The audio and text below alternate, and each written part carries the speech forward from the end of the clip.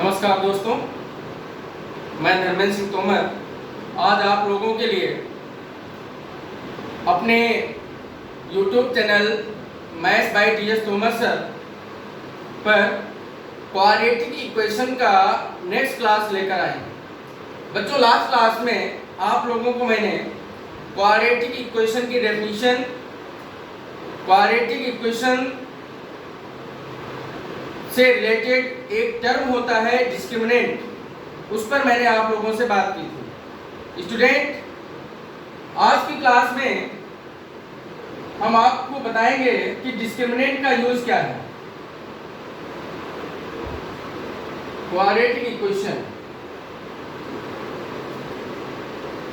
Student, जैसा last class में मैंने आपको बताया था कि स्टैंडर्ड फॉर्म क्वाड्रेटिक इक्वेशन की होती है ax square plus bx plus c equal to 0, where a, b, c are constants, x is variable। और बच्चों, कांस्टेंट का नाम मैंने बताया था, x को हम कहते हैं वेरिएबल, a आपका क्या है, coefficient of x square, b coefficient of x, c independent term या कांस्टेंट टर्म। तो बच्चों, मैंने लास्ट क्लास में बताया था एक टर्म डिस्क्रिमिनेंट। बच्चों, डिस्क्रिमिनेंट क्या होता है, d equal to B square minus 4ac। जो कांस्टेंट a b c हैं, इनमें relation B square minus 4ac discriminant कहलाता है। बच्चों, क्या कहलाता है, डिस्क्रिमिनेंट कहलाता है। अब इस डिस्क्रिमिनेंट का यूज क्या है, इस डिस्क्रिमिनेंट की हमें क्या जरूरत पड़ी, तो आपको बताना चाहेंगे कि डिस्क्रिमिनेंट ही डिसाइड करता है कि क्वाड्रेटिक इक्वेशन के फैक्टर्स होंगे कि नहीं होंगे, और अगर इसके फैक्टर्स होंगे तो जो x की वैल्यूज आएंगी, जिनको हम जीरोज कहते हैं, उनका नेचर क्या होगा। इसका मतलब यह हुआ discriminant decides nature of the zeros of quadratic equation. तो सबसे पहले हम आपको बताएंगे जीरोज क्या होता है। Zeros means roots of quadratic equation, roots of quadratic equation. बच्चों, क्वाड्रेटिक इक्वेशन में जो अननोन है वो क्या है, वेरिएबल x है। अननोन क्या है, वेरिएबल x है। जो अननोन है उसी की वैल्यू में फाइंड करनी है। तो देखिए, इसका जो जीरोज है ये डिपेंड करता है डिग्री ऑफ क्वाड्रेटिक इक्वेशन पे। तो नंबर ऑफ जो जीरोज होते हैं बेटा, वो इक्वल होते हैं number of degree of quadratic equation. Quadratic equation की यहाँ पर बेटा डिग्री क्या है, डिग्री क्वाड्रेटिक इक्वेशन की है 2। तो इसके नंबर ऑफ जीरोस क्या होंगे, 2 होंगे। नंबर ऑफ जीरोस बेटा क्या होंगे, 2 होंगे। तो अगर इसमें नंबर ऑफ जीरोस 2 होंगे, number of zeros equal to number of degree of quadratic equation means यहाँ पे नंबर ऑफ जीरोस होंगे 2। तो जो 2 जीरोस आएंगे दैट इज वैल्यूज ऑफ या 2 वैल्यूज ऑफ x। तो x की जो वैल्यूज आएंगी बच्चों, उसी को हम जीरोज कहते हैं, या नंबर ऑफ सॉल्यूशन। जो नंबर ऑफ सॉल्यूशंस होंगे उनको हम जीरोज कहते हैं। तो अब बात आती है कि नेचर क्या होगा इन जीरोज का। बच्चों, इन जीरोज का नेचर क्या होगा। तो अब nature of zeros of quadratic equation पे बात करते हैं। Nature of zeros of quadratic equations. बेटा, यहां पर मैंने कहा था कि जो डिस्क्रिमिनेंट है ये नेचर को डिसाइड करता है। नेचर मींस, अब यहां पर नेचर का मतलब क्या है, मींस जो x की वैल्यूज आएंगी वो रियल नंबर होंगी रेशनल होंगी, इरेशनल होंगी, इक्वल होंगी, डिस्टिंक्ट होंगी। नेचर का मतलब इन टर्म से है। तो हम आपको बताएंगे बेटा, जब हम डी की वैल्यू निकालते हैं, सबसे पहले हम कोई भी क्वाड्रेटिक इक्वेशन दी होगी इसको इससे कंपेयर करके एबीसी निकाल लेंगे, डी की वैल्यू निकाल लेंगे। If D equal to 0, if value of discriminant equal to 0, if value of discriminant equal to 0, then zeros of quadratic equation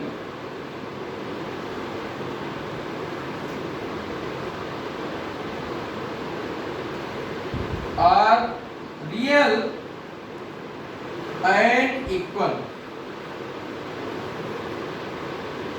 बेटा क्या होंगे कि अगर डी की वैल्यू 0 है तो क्वाड्रेटिक इक्वेशन के जो जीरोज होंगे रियल होंगे, मतलब रियल नंबर आएगा और इक्वल आएगा। क्या आएगा बेटा? इक्वल आएगा। फॉर एग्जांपल जैसे बेटा लिखा है कहीं पर x² plus 2x plus 1 equal to 0। अब इसका हम डिस्क्रिमिनेंट निकालते हैं। हाँ, डिस्क्रिमिनेंट निकालने के लिए बेटा हम गिवन क्वाड्रेटिक इक्वेशन को स्टैंडर्ड इक्वेशन से कंपेयर करेंगे। स्टैंडर्ड इक्वेशन से जब आप कंपेयर करते हैं तो a की वैल्यू बेटा क्या आती है? 1, b क्या आता है? 2 और c क्या आता है? 1। तो d की वैल्यू क्या आ जाएगी? b² minus 4ac, 2² minus 4 multiply by 1, 4 minus 4 equal to 0। तो बेटा देखिए यहाँ पर डिस्क्रिमिनेंट 0 आ रहा है। डिस्क्रिमिनेंट क्या आ रहा है? 0। It means that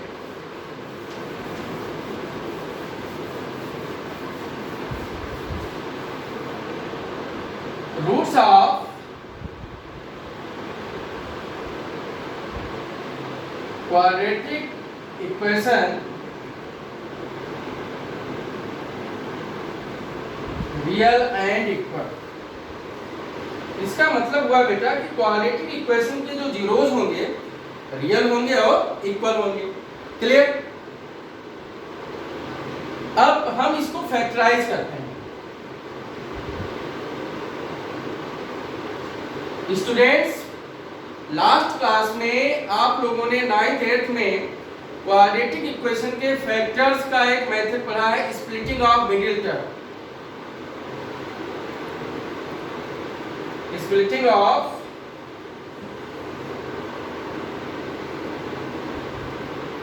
middle term, ये क्या है? इसको पहले आप लोग समझिए।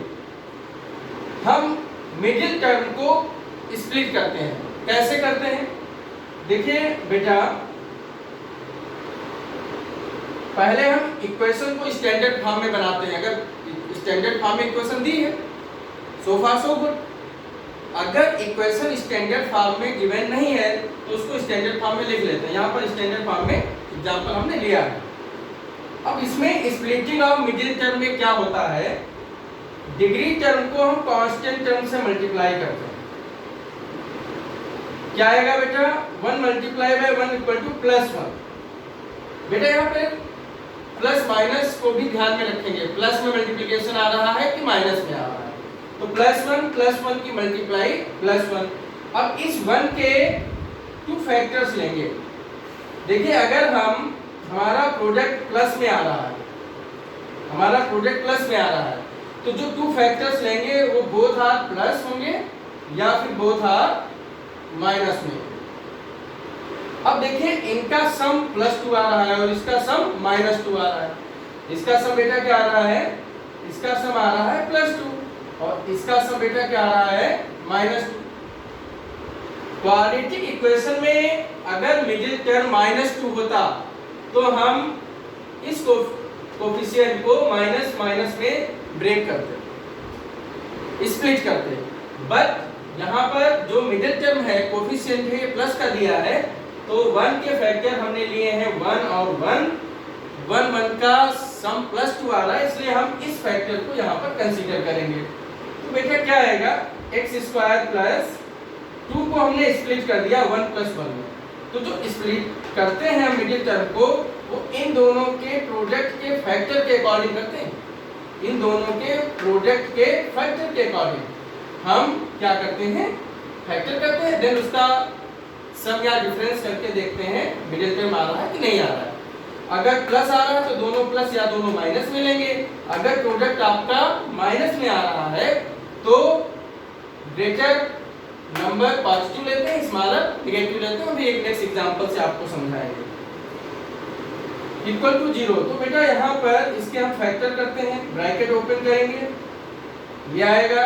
अब कॉमन फैक्टर टर्म को अरेंज करके, टू टर्म्स को मैंने अरेंज कर लिया है, कॉमन फैक्टर लेंगे। इन दोनों में कॉमन फैक्टर बेटा x है, तो बचेगा क्या, x + 1। इस दोनों में कॉमन फैक्टर क्या है बेटा, +1 है, x + 1 = 0। अगेन x + 1 को कॉमन लेंगे तो क्या आएगा, x + 1 = 0। तो बेटा देखिए इसके इक्वल फैक्टर आ रहा है, सेम फैक्टर आ रहा है, x + 1 x + 1। क्यों, डिस्क्रिमिनेंट की वैल्यू आपको मिली थी 0, तो 0 पर इक्वल फैक्टर्स आएंगे, इक्वल रूट्स आएंगे। तो बेटा ये x + 1 x + 1 = 0। तो यहां से जो x की वैल्यू होगी क्या होगी बेटा, x + 1 = 0, then x = -1। Second, if x + 1 = 0, x = -1। तो बेटा जो इक्वल रूट्स आ गए आपके, इक्वल रूट्स जो हैं वो क्या है, -1, -1। अब एक नेक्स्ट एग्जांपल लेते हैं, x² -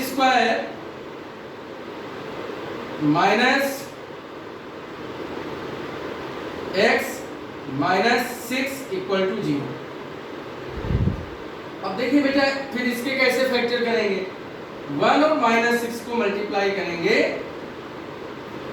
तो बेटा -6 आएगा, +1 -6 की मल्टीप्लाई -6। अब इस -6 के 2 फैक्टर्स लेंगे जिनका डिफरेंस -1 आना चाहिए। क्यों डिफरेंस वर्ड मैंने क्यों यूज किया, क्योंकि बेटा जब -6 के फैक्टर करेंगे तो एक फैक्टर प्लस में लिया जाएगा, दूसरा माइनस में, और प्लस माइनस माइनस होता है, that is difference. Plus minus minus होता है, दैट इज डिफरेंस। तो अब इसके ऐसे 2 फैक्टर लीजिए, देखिए इसके फैक्टर कई सारे होंगे। एक तो 6 - 1 होगा, सेकेंड फैक्टर क्या होगा आपका बेटा, +3 - 2। कोई तो फैक्टर होंगे, कोई और भी फैक्टर होगा, नहीं होगा। तो अब देखिए इन दोनों का अगर हम डिफरेंस लेते हैं, या ये कह सकते हैं, तो वैल्यू इसकी आएगी +5, और इन दोनों का अगर डिफरेंस लेते हैं तो वैल्यू आएगी +1। अब अगर मिडिल टर्म 5 होता तो हम इस फैक्टर को कंसीडर करते, लेकिन यहाँ पर मिडिल टर्म 5 नहीं है, इसलिए इसको छोड़ देंगे और इस फैक्टर को कंसीडर करेंगे। तो बेटा x² - 3 - 2x - 6 = 0, x² - 3x + 2x - 6 = 0। बेटा अब इसमें कॉमन फैक्टर लेंगे, कॉमन फैक्टर क्या होगा, taking x - 3, taking x, arrange the term, taking x - 3, taking +2 common लेंगे तो x - 3 = 0। Again taking x - 3 = 0। First one, if x - 3 = 0, x = 3, if x + 2 = 0, x = -2। It is second example of splitting of middle term। लेकिन यहाँ पर आपने एक चीज देखी कि ये जो मैंने नेचर ऑफ रूट्स की बात की थी, तो इसमें यहाँ पर डिस्क्रिमिनेंट आ रहा था 0, तो इसके इक्वल रूट्स आ रहे थे। लेकिन ये जो मैंने एग्जांपल लिया है ये स्प्लिटिंग ऑफ मिडिल टर्म का सेकंड एग्जांपल लिया, लेकिन यहाँ पे नंबर ऑफ जीरोस इक्वल नहीं आ रहे हैं। इसका मतलब ये d इक्वल टू 0 का केस नहीं है, d इक्वल टू 0 का केस नहीं है, क्योंकि यहाँ पर ये अनइक्वल रूट्स आ रहे हैं। क्या आ रहे हैं बेटा? Unequal roots.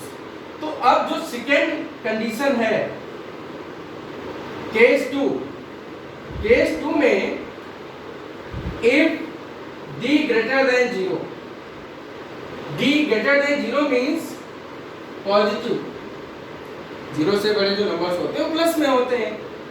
तो अगर डिस्क्रिमिनेंट आपका d की वैल्यू क्या आती है बेटा?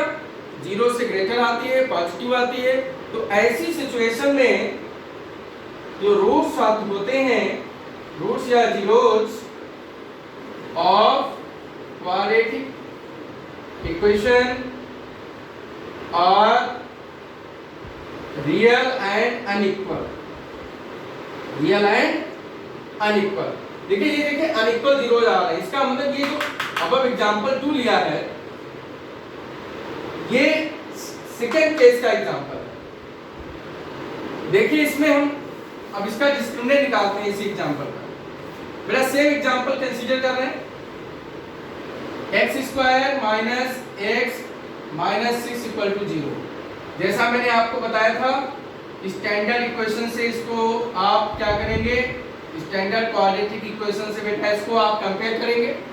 स्टैंडर्ड क्वाड्रेटिक इक्वेशन से कंपेयर करेंगे तो ABC की वैल्यू क्या आएगी? A1 आएगा, B -1 और C की वैल्यू बेटा आएगी -6। डिस्क्रिमिनेंट आप निकालोगे तो B square minus 4AC, B square minus 4AC आएगा, -1 स्क्वायर माइनस 4, A की वैल्यू बेटा क्या है 1, C -6 -1 स्क्वायर 1 minus minus plus 24 equal to 25, 25 greater than 0। बेटा क्या है? 25 ग्रेटर देन 0। अब जब 25 ग्रेटर देन 0 इसका मतलब ये सेकेंड केस का एग्जांपल है। अब सिमिलरली हमने इसके फैक्टर कर लिए, अनइक्वल रूट्स आ गए। देखिए इक्वल रूट्स अनइक्वल रूट्स आ रहे हैं कि नहीं आ रहे? अब देखिए जो सेकेंड केस है इसमें भी दो बातें हैं बेटा। सेकेंड केस में दो बातें, एक तो देखिए आपको पता है कि जो रियल नंबर होता है, real number is the combination of rational and irrational number. You know real number is the combination of rational and irrational number. आपको मैंने लास्ट क्लास में नंबर सिस्टम में बताया है, rational number form of p by q, q not equal to 0, irrational number p to the power 1 upon q that is square root of qth root of p, for example root 2 cube root of 2 etc। तो जो rational number होता है वो combination of real number is the combination of rational and irrational number. तो अब बात यहाँ पर आती है सेकेंड जो केस है, इसमें बेटा दो बातें राइज होती हैं। First one, if d greater than 0 and value of d is perfect square number, perfect square number. जैसे ये देखिए 25 है, 25 क्या है? 25 बेटा आपका परफेक्ट स्क्वायर नंबर है, जो 5 का स्क्वायर है। तो ऐसी सिचुएशन में जो आपके जीरोस होंगे और अनइक्वल तो होंगे ही होंगे बेटा, अनइक्वल एंड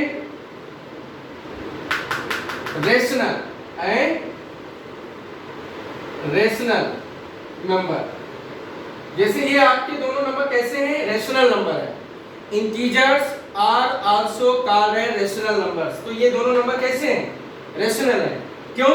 क्योंकि ये जो 25 है ये परफेक्ट स्क्वायर नंबर है। 25 बेटा क्या है? Perfect square number. तो अगर d परफेक्ट स्क्वायर नंबर आता है, पॉजिटिव है, तो रेशनल अनइक्वल रूट्स होंगे। Now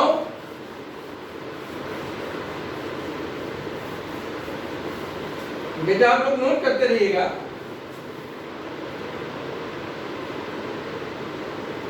if d greater than 0 and value of d is not perfect square number, that is 2, 3, 5, 7 etc., then zeros of quadratic equation are unequal and irrational. Unequal and irrational. Irrational इस form में आपके zero जाएंगे। बेटा for example 2x square या x square minus x minus 1 equal to 0, -1 equal to 0। तो बेटा अगर इसको आप स्टैंडर्ड फॉर्म से कंपेयर करते हैं तो ए बी सी की वैल्यू क्या आ जाएगी?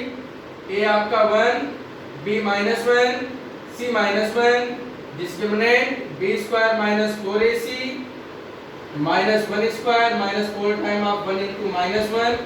बेटा ये 1 आ गया, ये प्लस का 4 इक्वल टू 5। बेटा जो 5 है देखिए ये ग्रेटर देन 0 तो है लेकिन not perfect square number. 5 is not perfect square number. अब बेटा ये परफेक्ट स्क्वायर नंबर नहीं है, इसका मतलब ये हुआ कि इस इक्वेशन के जो नंबर आप जो जीरोज आएंगे, इस इक्वेशन के बेटा जो रूट्स आएंगे, जो जीरोज आएंगे, रूट्स आर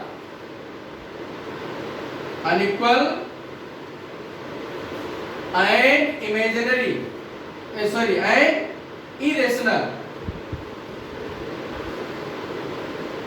बेटा इसके जो रूट्स होंगे इस क्वाड्रेटिक इक्वेशन के वो अनइक्वल होंगे और इरेशनल होंगे। इरेशनल मींस इसके जो जीरोज आएंगे रूट्स में आएंगे, रूट में आएंगे, क्योंकि यहाँ पे 5 परफेक्ट स्क्वायर नंबर नहीं है। ये बात आपको समझ में आ गई। परफेक्ट स्क्वायर में अनइक्वल और रेशनल, नॉट परफेक्ट स्क्वायर में अनइक्वल एंड रेशनल। अब देखिए अगर अब इस प्रकार की इक्वेशन के जो फैक्टर्स हैं बेटा, इसके फैक्टर हम स्प्लिटिंग ऑफ मिडिल टर्म से नहीं कर सकते। अगर डिस्क्रिमिनेंट पॉजिटिव आ रहा है और परफेक्ट स्क्वायर नंबर नहीं है, ये बात दिमाग में बैठा लीजिए।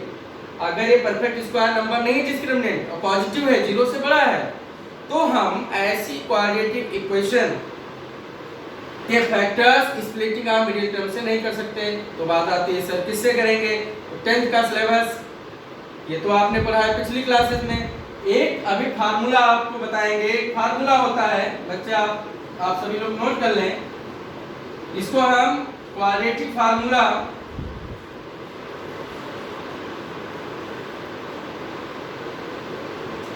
या श्रीधराचार्य फार्मूला कहते हैं।